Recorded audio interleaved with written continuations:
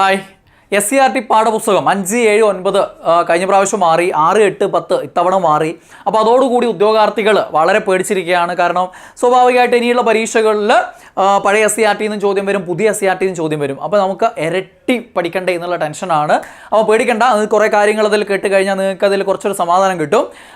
പുതിയ പാഠപുസ്തകം എന്ന് പറയുമ്പോൾ ഈ 5 മുതൽ 10 വരെ മാറിയ പാഠപുസ്തകങ്ങൾ നമ്മൾ പഠിക്കണമല്ലോ. ഈ 10th ലെവൽ പരീക്ഷകൾക്കും +2 ലെവൽ പരീക്ഷകൾക്കും ഡിഗ്രി ലെവൽ പരീക്ഷകൾക്ക് പിന്നെ ഹൈസ്കൂൾ ക്ലാസ്സിൽ 8, 9, 10 മതി. പിന്നെ ഹയർ സെക്കൻഡറി മേലോട്ടേക്കാണ് വേണ്ടത്. ഓക്കെ, അപ്പോൾ ഈ ക്ലാസ്സുകളിലെ പാഠപുസ്തകങ്ങൾ പഠിക്കുമ്പോൾ നമുക്ക് അധികമായി പഠിക്കാൻ വരുന്നത് കഴിഞ്ഞ തവണത്തെ പാഠപുസ്തകത്തേക്കാൾ ഒരു 15 മുതൽ ഒരു 20% വരെ കണ്ടൻറ്റ് അധികമുണ്ട് എന്നുള്ളതാണ്. ഒരു 15% വരെയൊക്കെ കണ്ടൻറ്റ് കഴിഞ്ഞ പ്രാവശ്യത്തിനേക്കാൾ കൂടുതലുണ്ട്. അതായത് മൊത്തത്തിൽ ചാപ്റ്ററിൻ്റെ എണ്ണം കുറഞ്ഞിട്ടുണ്ട്.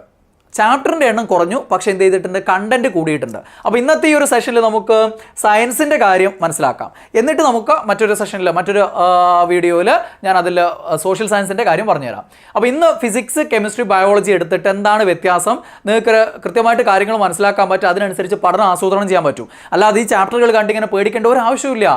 ക്രമേ മാറിയിട്ടുള്ളൂ പലയിടത്തിലും. ഒരു മാറ്റം എന്താണ്, ഇപ്പോൾ 1ാമത്തെ ചാപ്റ്റർ 6ാമത് കിടക്കുന്നുണ്ട്, 6ാമത്തെ ചാപ്റ്റർ 3ാമത് കിടക്കുന്നുണ്ട്, അങ്ങനെയുള്ളൊരു മാറ്റം. 2ാമത്തെ മാറ്റം എന്ന് പറയുന്നത് ചില ചാപ്റ്ററുകൾ കൂട്ടിച്ചേർത്തിട്ട് ഒറ്റ ചാപ്റ്ററാക്കി മാറ്റി. കണ്ടൻറ്റ് കൂടുതലുണ്ടാവും. ഈ 2 ചാപ്റ്ററുകളിനേക്കാൾ കണ്ടൻറ്റ് ചിലപ്പോൾ ഈ ഒറ്റ ചാപ്റ്ററിലുണ്ടാവും. അങ്ങനെ കൂട്ടിച്ചേർത്തിട്ടുണ്ട്. ചില ക്ലാസ്സിലുള്ളത് ചിലത് ആ ക്ലാസ്സിൽ നിന്ന് മാറ്റിയിട്ട് ഉയർന്ന ക്ലാസ്സിലേക്ക് കൊണ്ടുവന്നു. 6ാം ക്ലാസ്സിൽ 9ലേക്ക് കൊണ്ടുവരുമ്പോൾ അവിടെ സംഭവിക്കുന്നത് എന്താണ്, കണ്ടൻറ്റ് നല്ലോണം കൂടും. 6ാം ക്ലാസ്സിലെ ലെവലിലല്ല 9ൽ ഉണ്ടാവുക, കണ്ടൻറ്റ് കൂടുതലായിട്ട് വരും. പിന്നെ ചില ടോപ്പിക്കുകളിൽ അഡീഷണൽ ആയിട്ട് ചാപ്റ്റർ വളരെ അപൂർവമായിട്ട് അങ്ങനെ ആഡ് ചെയ്തിട്ടുള്ളൂ. അത് ചില വിഷയങ്ങളിൽ അഡീഷണൽ ചാപ്റ്റർ ഉയർന്ന ക്ലാസ്സിൽ ആഡ് ചെയ്തു. അതാണ്, അതായത് അത് എന്താണ്, ഹയർ സെക്കൻഡറിയിൽ നിന്ന് എടുത്തിട്ട് കുറച്ച് പോയിന്റ്സുകളൊക്കെ ചേർത്തിട്ട് ഈ പറയുന്ന ക്ലാസ്സുകളിൽ 9ലേക്കോ 10ലേക്കോ കൊണ്ടുവന്നു. ഇങ്ങനെയുള്ള മാറ്റങ്ങളാണ് സയൻസിലുള്ളത്. ഇതേപോലെ തന്നെയാണ് എവിടെയുള്ളതും സോഷ്യൽ സയൻസിലുള്ളത്. ഇപ്പോൾ ജോഗ്രഫിയുടെ കാര്യം നോക്കുകയാണെങ്കിൽ 10ാം ക്ലാസ്സിൽ നിങ്ങൾ വൈവിധ്യങ്ങളുടെ ഇന്ത്യ എന്ന് പഠിച്ച ചാപ്റ്റർ, അതിലുള്ള ഓരോ മേഖലകളായിട്ട് 9ാം ക്ലാസ്സിൽ ഓരോ ചാപ്റ്ററുകളാക്കി മാറ്റി അല്ലേ. ഉത്തരപർവ്വത മേഖല ഒരു ചാപ്റ്റർ ഉണ്ട്, ഉത്തരമഹാസമുദ്രം അടുത്തൊരു ചാപ്റ്റർ, ഉപദ്വീപീയൻ്റെ വേറെ ചാപ്റ്റർ, അങ്ങനെ ചാപ്റ്ററുകളാക്കി മാറ്റി. അപ്പോൾ അതേപോലെ അത് നമുക്ക് പിന്നെ ഡിസ്കസ് ചെയ്യാം. അപ്പോൾ ഇപ്പോൾ ഇതിൽ സയൻസിൻ്റെ കാര്യം നോക്കാം. ഫിസിക്സിൻ്റെ കാര്യം ആദ്യം എടുക്കുകയാണെങ്കിൽ ഫിസിക്സിൽ നമുക്ക് ഇതിൽ ഓരോ ചാപ്റ്ററിലും എന്ത് മാറ്റങ്ങൾ വന്നെന്നുള്ള വളരെ എളുപ്പത്തിൽ നമുക്ക് പറയാൻ പറ്റും. കുറച്ച് മാറ്റങ്ങളേ ഉള്ളൂ, അത് മനസ്സിലാക്കുക. അതോടൊപ്പം മൊത്തത്തിൽ ചാപ്റ്ററിൻ്റെ എണ്ണത്തിൽ എന്ത് മാറ്റം വന്നു എന്നുള്ളത് നോക്കാം. നോക്കിയാൽ നിങ്ങൾ ഇവിടെ 5ാം ക്ലാസ്സിൽ ഇത്തിരി ശക്തി ഒത്തിരി ജോലി എന്നുള്ളൊരു ചാപ്റ്റർ ഉണ്ടായിരുന്നു. ആ സാധനം 5ാം ക്ലാസ്സിന് പാടെ അങ്ങോട്ട് ഒഴിവാക്കി. അത് ഉത്തോലകത്തെക്കുറിച്ചുള്ള ഏറ്റവും ബേസിക് ഐഡിയ മാത്രമേ അവിടെ പഠിക്കുന്നില്ലായിരുന്നു. പക്ഷെ ഇപ്പോൾ എന്ത് വന്നു, ഇതിന് പകരം 10ാം ക്ലാസ്സിൽ 7ാമതൊരു ചാപ്റ്റർ വന്നു, യാന്ത്രിക ലാഭം പ്രയോഗത്തിൽ എന്ന് പറഞ്ഞ ചാപ്റ്റർ വന്നു. ഓക്കെ, ആ ഒരു ചാപ്റ്ററിൽ ഡീറ്റെയിൽ ആയിട്ടുണ്ട്. ഉത്തോലകങ്ങൾ, ലഘുയന്ത്രങ്ങൾ ഓരോന്നും വിശദമായിട്ട് പഠിക്കാനുണ്ട്. അപ്പോൾ നിങ്ങളുടെ സിലബസിൽ ഉത്തോലകങ്ങൾ എന്ന് എഴുതി വെച്ചിട്ടില്ലേ, ആ സാധനത്തിനുള്ള കൃത്യമായിട്ടുള്ള കണ്ടൻറ്റ് അവിടെ വരുന്നു. മുമ്പ് അതില്ലായിരുന്നു, SCERT ഇല്ലായിരുന്നു മുമ്പ്. ഓക്കെ, പുറത്തുനിന്നായിരുന്നു ചോദ്യങ്ങൾ വരാറുള്ളത്. ഈ ചാപ്റ്ററിൽ ആകെ അതെന്താണ് 1, 2, 3 വർഗ്ഗം എന്താണെന്ന് മാത്രമേ പറയുന്നുണ്ടായിരുന്നുള്ളൂ. ഓക്കെ, ദെൻ 6ാം ക്ലാസ്സിൽ 8ാമത്തെ ചാപ്റ്റർ തിങ്കളും താരങ്ങളും, ഈ ബഹിരാകാശ ഗവേഷണം അല്ലെങ്കിൽ എന്താണ് ആസ്ട്രോണമി, ഇതൊക്കെ ആയിട്ട് ബന്ധപ്പെട്ടുള്ള കാര്യങ്ങളുണ്ടല്ലോ, ആ ചാപ്റ്റർ 6 അങ്ങോട്ട് ഒഴിവായി. 6ൽ ഇപ്പം അതില്ല. പിന്നെ എന്താണ്, 7ാം ക്ലാസ്സിൽ ആകാശ വിസ്മയങ്ങൾ എന്ന് പറഞ്ഞിട്ട് ഒരു ചാപ്റ്റർ ആഡ് ചെയ്തിട്ടുണ്ട്. ഇതിൽ നിന്ന് കുറച്ചുകൂടെ കൂടുതൽ കാര്യങ്ങൾ ചേർത്തിട്ട് അവിടെ 7ാം ക്ലാസ്സിൽ വന്നു. ദെൻ 7ാം ക്ലാസ്സിലെ 7ാമത്തെ ചാപ്റ്റർ മർദ്ദം ദ്രാവകത്തിലും വാതകത്തിലും, ആ ചാപ്റ്റർ 7ാം ക്ലാസ് അങ്ങോട്ട് ഒഴിവാക്കി, അതവിടെ ഇല്ല. പക്ഷേ 10ലെ ചാപ്റ്റർ 7 പ്ലവക്ഷമ ബലമുണ്ട്. ദ്രവബലങ്ങൾ എന്ന് 9ാം ക്ലാസ്സിൽ 1ാമത്തെ ചാപ്റ്റർ പഠിക്കുന്നുണ്ട്, പഴയ സിലബസിലുണ്ട് അത്. അതേപോലെ തന്നെ 9ൽ ഇപ്പോഴും ഉണ്ട്.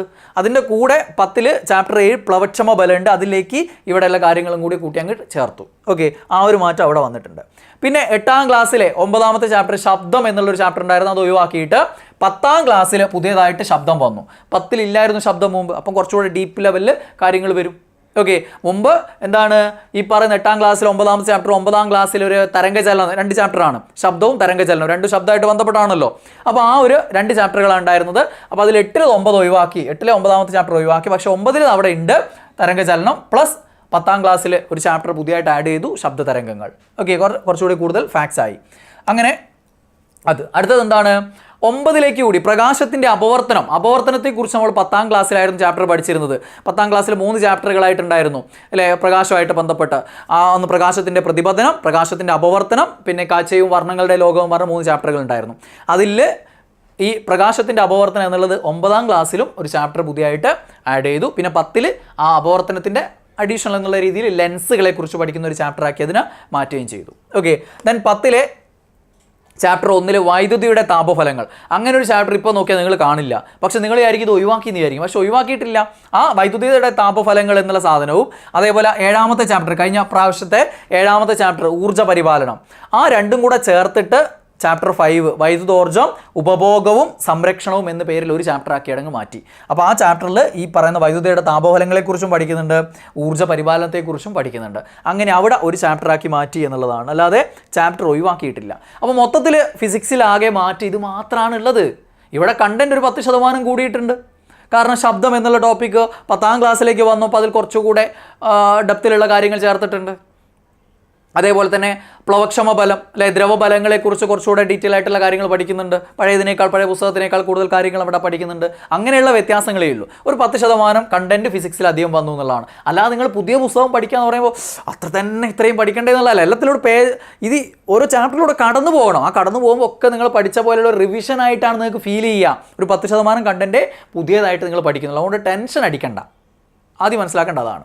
ഓക്കെ, അപ്പം പാഠങ്ങളുടെ വ്യത്യാസം നോക്കാം നമുക്ക്. സ്റ്റാൻഡേർഡ് 5 പഴയ പാഠപുസ്തകത്തിൽ 4 ചാപ്റ്റർ ഉണ്ടായിരുന്നു. പുതിയ പാഠപുസ്തകത്തിൽ അത് 3 ചാപ്റ്ററായിട്ട് കുറഞ്ഞു. പക്ഷേ ഇവിടെ 4 പകരം 3 ആണുള്ളൂ. മൊത്തം ബേസിക് സയൻസ് ആണല്ലോ. 4ലും 5ലും 6ലും 7ലും 8ലും വരെ ബേസിക് സയൻസ് ആണ്. അതിലുള്ള ഓരോ ഫിസിക്സും കെമിസ്ട്രിയും ബയോളജിയും വേറെ തപ്പിയെടുത്തതാണ്. അപ്പോൾ അങ്ങനെ എടുക്കുമ്പോൾ പഴയ പുസ്തകത്തിൽ 4 ചാപ്റ്റർ ഉണ്ടായിരുന്നു, പുതിയ പുസ്തകത്തിൽ അത് 3 ചാപ്റ്ററേ ഉള്ളൂ. ഒന്ന് ഒഴിവാക്കിയായിരുന്നു നമ്മൾ പറഞ്ഞല്ലോ. ദെൻ 6ാം ക്ലാസ്സിൽ ഒത്തിരി ശക്തി ഒത്തിരി ജോലി അവസാനം 6ാം ക്ലാസ്സിൽ 4 ചാപ്റ്റർ ഉണ്ടായിരുന്നു, ഇപ്രാവശ്യം 3 ചാപ്റ്ററേ ഉള്ളൂ. 7ാം ക്ലാസ്സിൽ 4 ചാപ്റ്റർ ഉണ്ടായിരുന്നു, ഇപ്പോഴും ഫിസിക്സിൽ 4 ചാപ്റ്റർ തന്നെ അവിടെ ഉണ്ട്. ദെൻ 8ാം ക്ലാസ്സിൽ 7 ചാപ്റ്റർ ഉണ്ടായിരുന്നു, ഇപ്പോൾ 6 ചാപ്റ്ററായിട്ട് കുറഞ്ഞു. 9ാം ക്ലാസ്സിൽ 7 ചാപ്റ്റർ ഉണ്ടായിരുന്നു, ഇപ്പോൾ 8 ചാപ്റ്ററായിട്ട് കൂടി. ദെൻ 10ാം ക്ലാസ്സിൽ 7 ചാപ്റ്റർ, ഇപ്പോഴും 7 ചാപ്റ്റർ തന്നെ. അപ്പോൾ നിങ്ങൾ താപഫലങ്ങൾ ഒഴിവാക്കിയെന്ന് വിചാരിക്കും. പക്ഷെ അതെന്താ വേറെ കൂട്ടിച്ചേർത്ത് വേറെ ഉണ്ട്.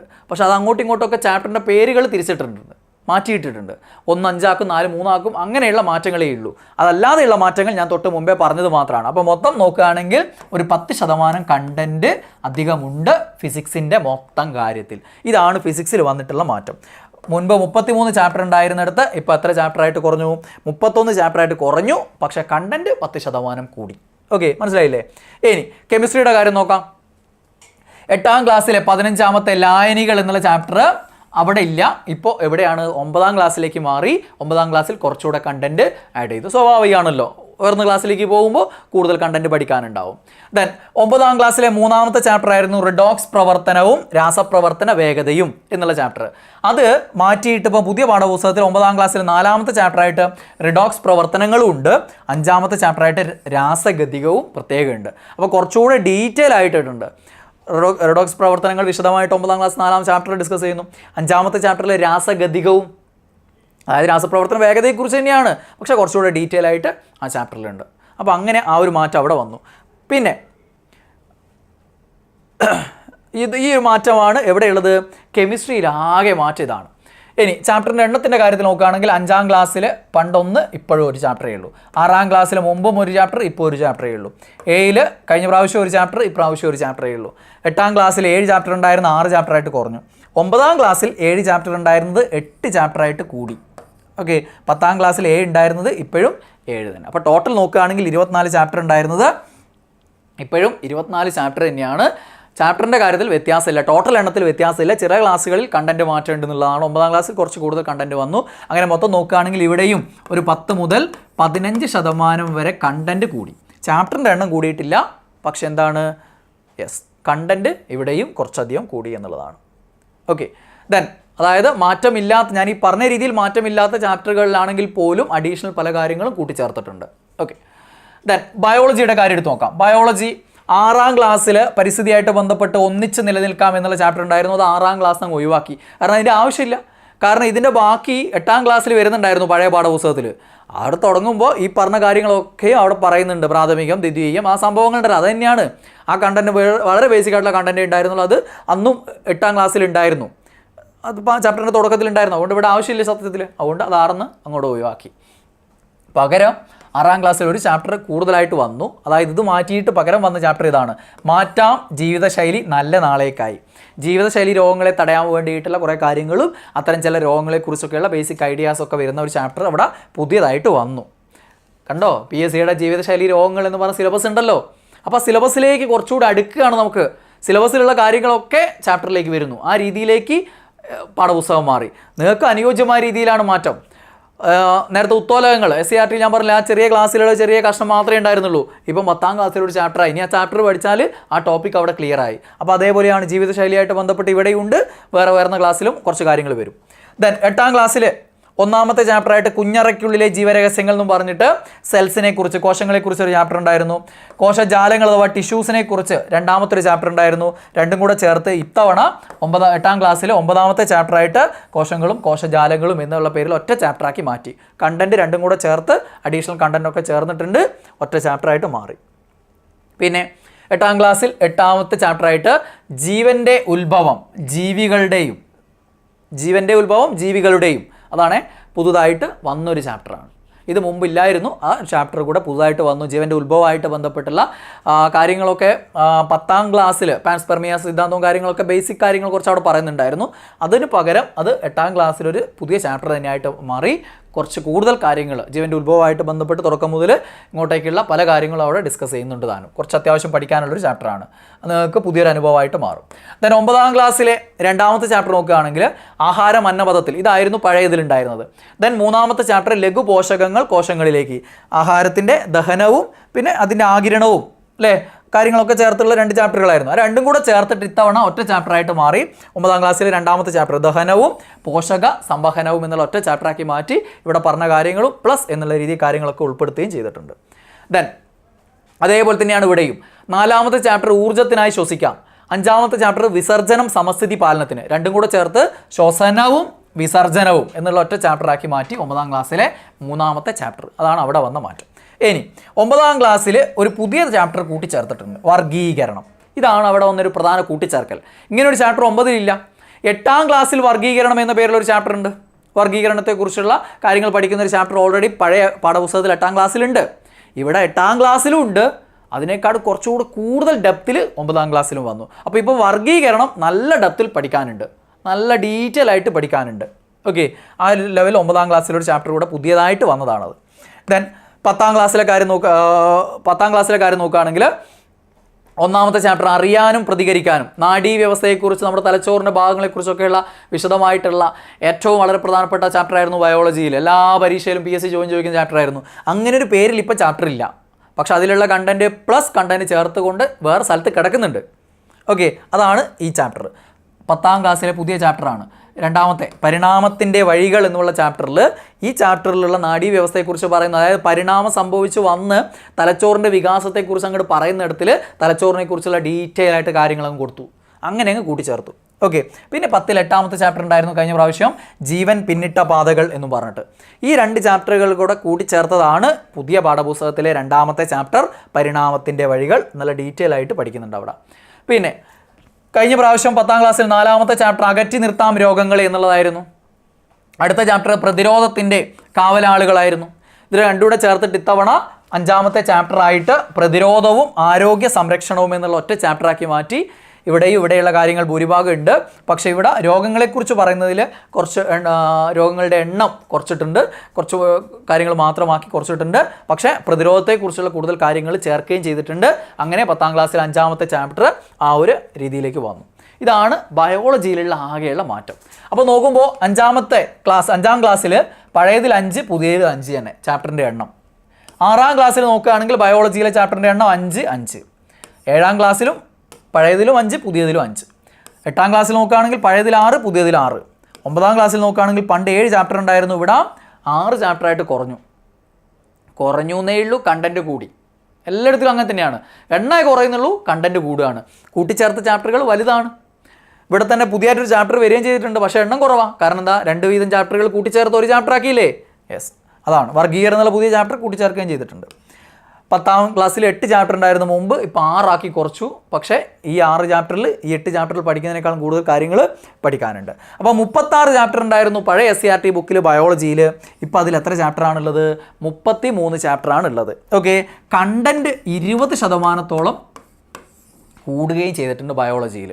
കണ്ടൻറ്റ് അടിസ്ഥാനം നോക്കുകയാണെങ്കിൽ ബയോളജിയിൽ 20% കണ്ടൻറ്റ് കൂടുതൽ വന്നിട്ടുണ്ട്. അപ്പോൾ മൊത്തം നോക്കുകയാണെങ്കിൽ ഫിസിക്സ്, കെമിസ്ട്രി, ബയോളജി എല്ലാം കൂടെ ചേർത്ത് നോക്കുകയാണെങ്കിൽ പഴയതിൽ 93 ചാപ്റ്ററുകളാണ് ഉണ്ടായിരുന്നത്, 3 കൂടെ ചേർത്തിട്ട്. ഓക്കെ, പുതിയ SCERTയിൽ 88 ചാപ്റ്ററാണ്. അപ്പോൾ എന്ത് ചെയ്തു? 5 ചാപ്റ്ററുകളുടെ എണ്ണം കുറഞ്ഞു, പക്ഷേ കണ്ടൻറ്റ് മൊത്തം ഒരു 15 മുതൽ 20% വരെ വർദ്ധിക്കുകയും ചെയ്തു. ഇതാണ് SCERT സയൻസിൻ്റെ മൊത്തത്തിലുള്ള സ്ഥിതി എന്ന് പറയുന്നത്. അപ്പോൾ നിങ്ങളെ സംബന്ധിച്ച് നോക്കുമ്പോൾ അഡീഷണൽ ആയിട്ട് പഠിക്കാനുള്ളത് മാക്സിമം ഒരു 20% മാത്രമാണ്. പക്ഷേ ഇത് പല ചാപ്റ്ററുകൾ പലയിടത്തിലായിട്ട് കിടക്കുകയാണ്. അതുകൊണ്ട് നമ്മൾ പഴയ SCERT പഠിച്ചതുപോലെ തന്നെ പുതിയ SCERT പഠിക്കേണ്ടിയിരിക്കുന്നു. ഇനി പുതിയതായിട്ടുള്ള ഫ്രഷ് ആയിട്ടുള്ള ആസ്പിരൻസ് ആണ് നിങ്ങളെങ്കിൽ പഴയ SCERT പഠിക്കണം, പുതിയതായും പഠിക്കണം. കാരണം എന്താ, ഇനി നടക്കാൻ പോകുന്ന പരീക്ഷകൾ 2ൽ നിന്നും ചോദ്യങ്ങൾ ഉണ്ടാവും. അതായത് പുതിയെന്നുള്ള വരുന്നതിൻ്റെ പെർസെൻറ്റേജ് കൂടി വരും. ഇപ്പം വളരെ എണ്ണം കുറവ് മാത്രമേ വന്നിട്ട് തുടങ്ങിയിട്ടുള്ളൂ. ഇനി കൂടുതൽ എണ്ണം ചോദ്യങ്ങൾ പുതിയെന്ന് വരാൻ തുടങ്ങും. അങ്ങനെ പുതിയതിൽ നിന്നുള്ള എണ്ണം കൂടി വരും. ഒരു 2-3 കൊല്ലം കഴിയുമ്പോഴേക്കും പഴയെന്നുള്ള, അല്ലെങ്കിൽ ഒരു 3-4 കൊല്ലം കഴിയുമ്പോഴേക്കും പഴയ SCERT എന്നുള്ള ചോദ്യങ്ങളുടെ എണ്ണം വളരെ കുറഞ്ഞു വരും. അപ്പോൾ നിങ്ങൾ ഇനി മുന്നിലുള്ള പരീക്ഷയ്ക്ക് പഠിക്കുമ്പോൾ രണ്ടും പഠിക്കണം. ഓൾറെഡി പഴയത് പഠിച്ച ഇവിടെ നന്നായിട്ട് ശ്രമിച്ചുകൊണ്ടിരിക്കുന്ന ഒരു ആസ്പിരൻസ് ആണെങ്കിൽ പുതിയ SCERTയിലൂടെ കടന്നു പോകുമ്പോൾ തന്നെ നല്ലൊരു റിവിഷനായിട്ട് മാറും. ഒരു 80%, 20% മാത്രം ഒരു പുതിയ പഠനമായിട്ട് മാറും. അതുകൊണ്ട് ബാക്കി ടെൻഷനുകളൊക്കെ മാറ്റി വെച്ചിട്ട് ഇതിലേക്ക് പഠിക്കാനങ്ങ് ഇറങ്ങിക്കഴിഞ്ഞാൽ ഒരു പ്രശ്നവുമില്ല. അല്ലാതെ ഇനിയിപ്പോൾ 5 മുതൽ 10 വരെയുള്ള പഴയ SCERT, പുതിയ SCERT, എൻ്റെ മോനാകെ കൊല്ലത്തിലാകെ ഒറ്റ കൊല്ലം അല്ലേ, 6ാം ക്ലാസ്സിലാണെങ്കിൽ അവൻ 6ാം ക്ലാസ്സിലെ സാധനമേ പഠിക്കുന്നുള്ളൂ, ഞാൻ ഈ ഒറ്റ കൊല്ലം അല്ലെങ്കിൽ 2 കൊല്ലം അല്ലെ ഇതിന് തയ്യാറെടുക്കുമ്പോൾ ഞാൻ 5 മുതൽ 10 വരെ പഴയതും പഠിക്കുന്നു പുതിയതും പഠിക്കുന്നു. അങ്ങനെ ടെൻഷനൊന്നും വേണ്ട. സത്യത്തിൽ 5 മുതൽ 10 വരെയുള്ള പഠിക്കുന്നുണ്ട്, നമ്മൾ കുട്ടികൾ പഠിക്കുന്നതിനേക്കാളും കൂടുതൽ പഠിക്കുന്നുണ്ട്, അതൊക്കെ സത്യമാണ്. പക്ഷേ പുതിയ SCERTയിൽ ഇത്രയും മാറ്റങ്ങളുള്ളൂ. അതുകൊണ്ട് അതിനെക്കുറിച്ച് ഓർത്ത് ആരും ടെൻഷൻ അടിക്കണ്ട. ഇനി ഇത് LGSന് ഇതിൽ എല്ലാ ചാപ്റ്ററുകളും വേണ്ട, LDCക്ക് എല്ലാ ചാപ്റ്ററുകളും വേണ്ട, LPUPക്ക് എല്ലാ ചാപ്റ്ററുകളും വേണ്ട. ഇത് മൊത്തത്തിലുള്ള കാര്യമാണ് പറഞ്ഞത്. ഇതിൽ LGSന് വേണ്ടത് ഏതൊക്കെ, LPUPക്ക് വേണ്ടത് ഏതൊക്കെ, LDCക്ക് വേണ്ടത് ഏതൊക്കെ എന്നുള്ള വീഡിയോ ഞാൻ പിന്നീട് നിങ്ങൾക്ക് ആവശ്യമുണ്ടെങ്കിൽ ചെയ്യാം. നിങ്ങൾക്ക് താല്പര്യം ഉണ്ടെങ്കിൽ, വേണമെന്നുണ്ടെങ്കിൽ നിങ്ങൾ ഇവിടെ ഈ ഒരു കമൻറ്റ് ബോക്സിൽ നിങ്ങൾ അഭിപ്രായം പറയുക. അങ്ങനെയുള്ള അഭിപ്രായം പറയുമ്പോൾ അത് കൂടുതൽ ആളുകൾ ആവശ്യപ്പെടുകയാണെങ്കിൽ നമുക്ക് ഇവിടെ യൂട്യൂബിൽ അടുത്ത വീഡിയോകളായിട്ട് നമുക്കത് ചെയ്യാം. ഓക്കെ, അപ്പോൾ മറ്റൊരു വീഡിയോയിൽ വീണ്ടും കാണാം. ബൈ.